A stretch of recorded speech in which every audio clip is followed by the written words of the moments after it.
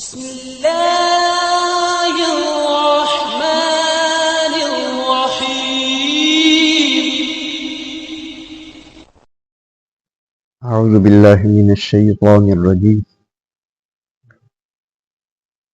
بسم الله الرحمن الرحيم. الذي خلق سبع سماوات طباقا. اللہ وہ ذات ہے جس نے بنائے ہیں 7 آسمان طباقاً اوپر نیچے. ما ترى فی خلق الرحمن من تفاوت. نہیں نظر آئے گا تمہیں اللہ تبارک و تعالی کی تخلیق میں کوئی خلل. فارجع البصر هل ترى من فطور. پھر نگاہ اٹھا کے دیکھ کیا تجھے کوئی رکھنا دکھائی دیتا ہے. اس آیہ کریمہ میں اللہ تبارک و تعالی کی قدرت کاملہ کا ذکر ہو رہا ہے. یہ اللہ تبارک و تعالی نے اہتمام کیوں فرمایا ہے کہ اب آسمان کا ذکر ہو رہا ہے؟ تو اس کا مقصد یہ ہے کہ انسان کو اللہ تبارک و تعالی کی پہچان ہو جائے. یہ جو تخلیق کا عمل ہے یہ اللہ پاک کی صفت ہے. وہ پیدا کرنے والا ہے، وہ خالق ہے، جو اس کی صفت ہے. اب اس کی جو تخلیق ہے اس کی مثال نہیں ملتی.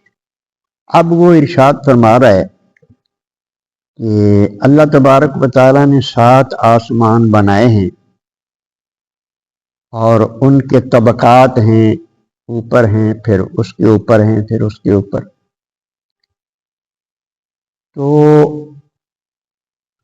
اللہ یہ ارشاد فرما رہا ہے کہ تم غور سے دیکھو کہ اللہ تبارک و تعالیٰ نے جو کچھ بنایا ہے تمہیں اس میں کوئی نقص نظر آتا ہے؟ انسان جو چیز بنائے گا نا، فوق کل ذی علم، ہر علم والے کے اوپر کوئی علم والا ہوتا ہے، اس کی غلطی نکالی جا سکتی. لیکن مفسرین ارشاد فرما رہے ہیں کہ اللہ تبارک و تعالی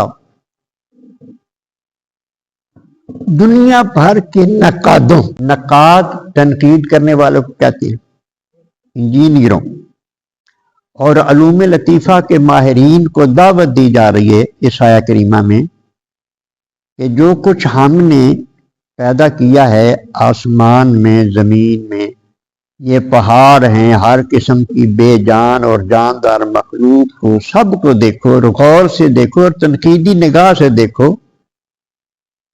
ایک نہیں، بار بار دیکھو، پھر بتاؤ کہ کسی قسم کا کوئی نقص، کوئی عیب، کوئی رکھنا، کوئی شگاف اور کوئی غیر مناسب کوئی صورت ایسی تمہیں نظر آتی ہے؟ ارشاد فرمایا کہ بار بار دیکھو. ثم ارجع البصر، پھر دیکھو، کرتین، پھر نگاہ ڈالو. ینقلب الیک البصر خاسئا، اے دیکھنے والے تیری نگاہ جس کے ذریعے میری ان تخلیقات کو دیکھ رہا ہے، یہ تیری نگاہ تھک ہار کے واپس آ جائے گی، اسے کوئی عیب نظر نہیں آئے گا. اللہ اکبر. اس کے بعد پھر ارشاد فرمایا وَلَقَدْ زَيَّنَّا السَّمَاءَ الدُّنْيَا بِمَصَابِيحَ، اور بے شک ہم نے جو آسمان دنیا ہے اس کو چراغوں سے سجا دیا ہے. چراغ سے مراد یہ ستارے، یہ کروڑوں اربوں خربوں ہیں یہ ستارے۔ رات کو جب انسان نظر اٹھاتا ہے تو یہ سب ستارے چمک رہے ہوتے ہیں، ان گنت یہ ستارے چمک رہے ہوتے ہیں، اور کس طرح اللہ تبارک و تعالیٰ نے آسمان کی رونق ان کو بنایا ہے۔ بڑے اس میں فوائد ان ستاروں میں بھی ہمارے لیے بہت زیادہ فوائد رکھے ہیں۔ یہ گھڑی تو بڑے بعد میں ایجاد ہوئی ہے، ٹائم ٹیبل بھی انہی ستاروں پہ چلتا تھا۔ رات کو مسافر انہی ستاروں کی رہنمائی سے اپنی منزل کی پہچان کر لیتے تھے۔ تو اللہ تبارک و تعالیٰ نے ارشاد فرمایا کہ آسمان دنیا کو ہم نے ستاروں کے ساتھ، ان چراغوں کے ساتھ سجا دیا ہے۔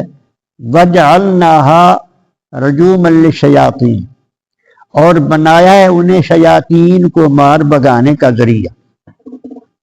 یہ بھی اللہ تبارک و تعالیٰ کی قدرت کا ایک کرشمہ ہے۔ یہ جو شیاطین ہیں نا، جنات، ان کی پاور ہے کہ یہ اوپر بھی جا سکتے ہیں، نیچے بھی، ہر طرف جا سکتے ہیں۔ تو اللہ تبارک و تعالیٰ کی جو نوری مخلوق ہے فرشتے، ان کو اللہ تبارک و تعالیٰ کے معاملات جو ہیں نا وہ ان کے سپرد ہوتے ہیں، معاملات تکوینی جو مطلب پیدائش کے معاملات ہوتے ہیں، بارش کے معاملات ہوتے ہیں، اور یہ موت کے جو معاملات ہوتے ہیں، یہ سارے فرشتوں کے سپرد ہیں۔ تو آپس میں یہ تبادلہ خیال بھی کرتی ہیں، اللہ تعالیٰ کی طرف سے یہ امر آ گیا ہے، اس طرح ہو گیا حکم۔ تو یہ جو شیاطین ہیں نا، یہ جنات، یہ اوپر چلے جاتے تھے، وہاں قریب سے یہ سن لیتے تھے، اور ان کی بات سن کر پھر اپنی طرف سے کچھ جھوٹ ملا کر تو کہانوں کو بتا دیتے تھے۔ تو انہوں نے اپنا سکہ جمایا ہوا تھا، اپنی کمائی کر رہے تھے، لوگوں کو لوٹ رہے تھے، خبریں دے دے کر، کوئی جھوٹی ہوتی تھی، کوئی سچی ہوتی۔